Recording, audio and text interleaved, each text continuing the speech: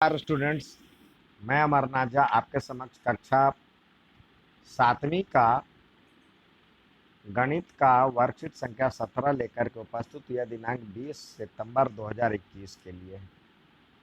हमारा टॉपिक है घात और घातांक के नियम।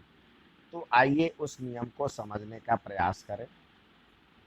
एक ही आधार वाली घातों का गुणा। तो देखिए, यहाँ 4 दो बार है और 4 की घात 2 और 4 की घात 3 है। तो ये 4 दोनों में एक ही आधार है, तो 4 गुने 4 लिखा हुआ है, यानी 4 का स्क्वायर, और 4 3 बार है। तो कुल मिलाकर के 4 कितनी बार हो गया? 1 2 3 4 5। तो ये 4 5 बार हो गया। तो लिख सकते हैं 4 का घात 5 लिख सकते हैं। तो इससे हमने देखा जो कि क्या नियम बना। ये जो पावर था, ये जो पावर था आपस में जुड़ गया। यानी यहाँ पे हमने देखा जो कि घात बराबर है, अ, घात आधार बराबर है 4 है, यहाँ भी 4 है, तो 4 लिख दिए, और 2 और 3, यानी 2 और प्लस 3, तो क्या हो गया? 5। तब घातांक जोड़े जाएंगे, अर्थात 2 और 3 5 हो जाएगा। 10 गुने 10 का पावर 1। तो ये 10 यानी 10 का पावर, इसको हम ऐसे ना लिखे 10 गुने 10, यानी पहले 100 लिखे फिर पावर में 11, ऐसे ना लिखे। इसका मतलब कुछ भी नहीं है पावर, तो इसका मतलब 1 हुआ। तो 10 का पावर 1 और गुने 10 का पावर 11। तो हम क्या करेंगे? 10 और 1 और 11 को जोड़ेंगे तो हो जाएगा 12। ये लिखेंगे। 2 का पावर 6 और 2 का पावर 3, तो ऐसे नहीं करेंगे। 2 का पावर प्लस हो तो ऐसे नहीं करेंगे। 2 का पावर 6 प्लस 3, ऐसे नहीं सोचेंगे। क्यों?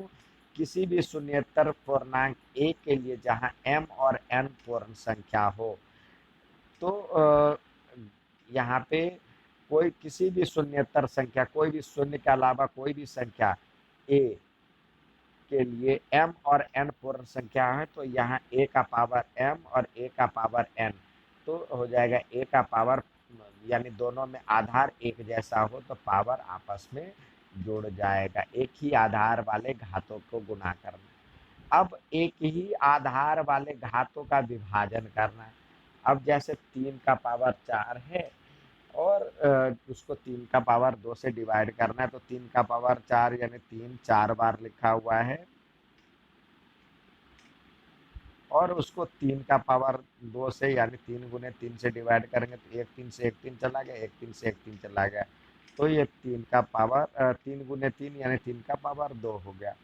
तो हम देखते हैं इसको, यदि इसी पे विचार करें तो देखिए, ये 3 था, घात एक जैसा है, तो यहाँ भी आधार एक ही आधार है, तो यहाँ भी आधार एक है।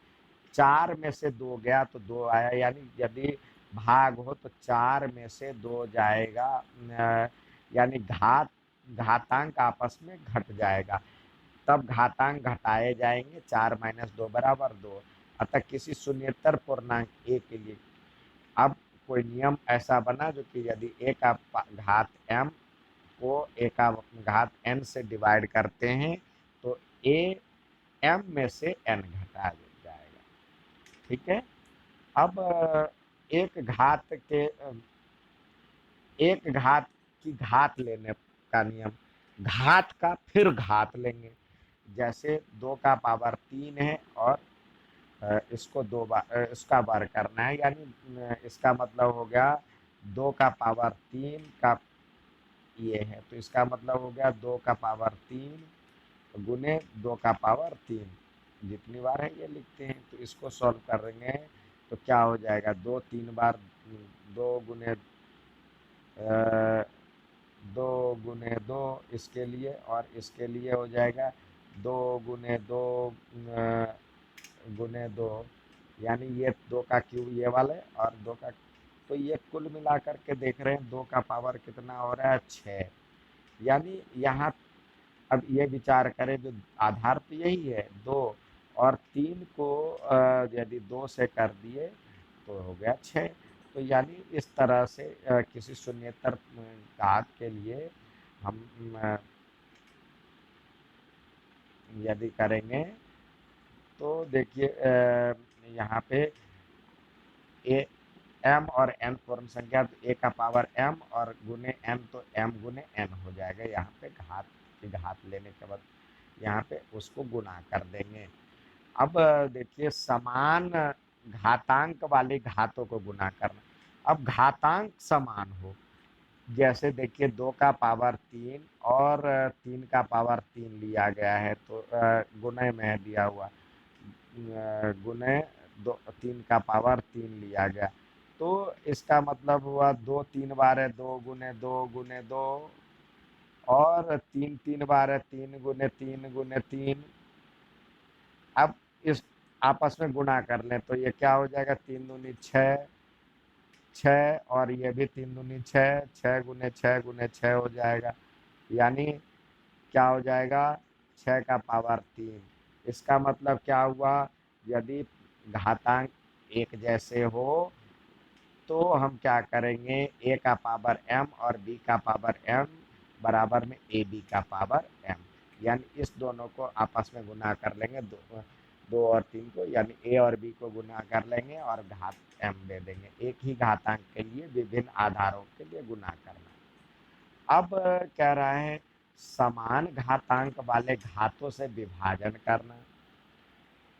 उसी तरह समान घातांकों वाले से विभाजित करने के लिए कह रहा है 2 का पावर 4 और 3 का पावर 4, तो ये 2 है 4 बार, 3 है 4 बार, तो हम लिखेंगे इस ये 4 बार हो गया 2/3 का पावर 4। इसलिए किसी भी गैर शून्य पूर्णांक ए और बी के लिए ए का पावर एम, बी का पावर एम, तो यानी ए अपॉन बी का पावर एम हो जाएगा। ठीक है। और एक और नियम है शून्य घातांक नियम, यानी किसी का भी पावर 0 हो तो उसका मान होता है 1। किसी भी संख्या शून्य के अतिरिक्त, शून्य के अलावा कोई भी संख्या हो जिसका घात 0 हो तो उसका मान होता है 1। 2 का पावर 0, 3 का पावर 0, 4 का पावर 0, तो सबका 1 जमा 1 जमा 1 यानी 3 हो गया। आइए अब आइए अब सोचे जो कि दिया हुआ है जो कि इसमें कौन सी संख्या बड़ी है। अब देखिए यहाँ पे 5 का स्क्वायर यानी 5 गुने 5 गुने 3 हुआ, इसका तो ये हो गया। लेकिन यहाँ पे देखें 5 का पावर स्क्वायर यानी 5 गुने 5, और ये 3 बार लिखने हैं, तो यानी 5 का पावर 6 हो जाएगा, 5 का पावर 2 गुने 3 हो जाएगा, यानी 5 का पावर 6, यानी 5 6 बार लिखेंगे, 4 5 1 2 3 4, और 2 बार और लिखेंगे 5 और 6। कौन सी संख्या बड़ी होगी, या तो छोटी होगी, ये बड़ी संख्या है। ठीक है।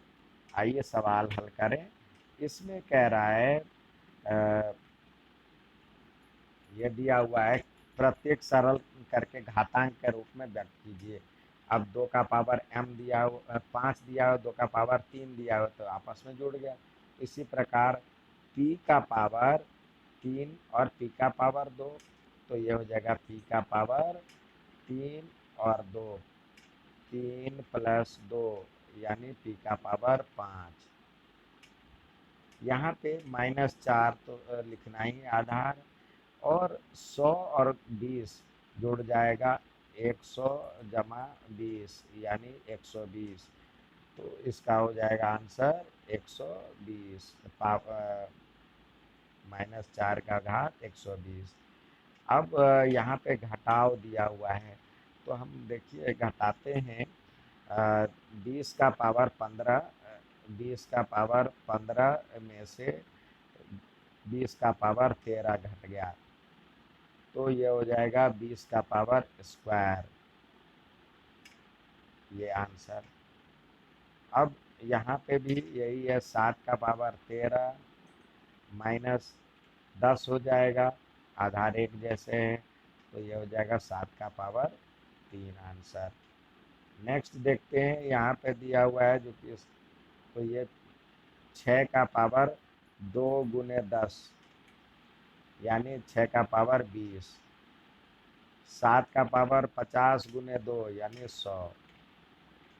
नेक्स्ट देखते हैं, यहाँ पे दिया हुआ है आधार अलग अलग है, ऊपर वाला एक जैसे हैं, घातांक एक जैसे हैं। तो यहाँ पे ए और ए गुने टी, ए गुने टी या ए टी लिख लें, ए और टी का घात 2। और अगला है -2 -3 यानी -2 गुने -3 का घात 4। तो इसको मल्टीप्लाई करेंगे तो ये हो जाएगा 6 का पावर 4। अब अगला घटाव का दिया हुआ है, जैसे समान घात हो तो देखिए ये हो जाएगा 2/b का घात 5।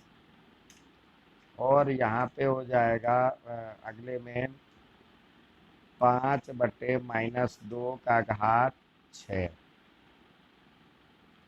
ठीक है, ये था आज का वर्कशीट। अच्छा लगे तो लाइक और सब्सक्राइब जरूर करेंगे। धन्यवाद।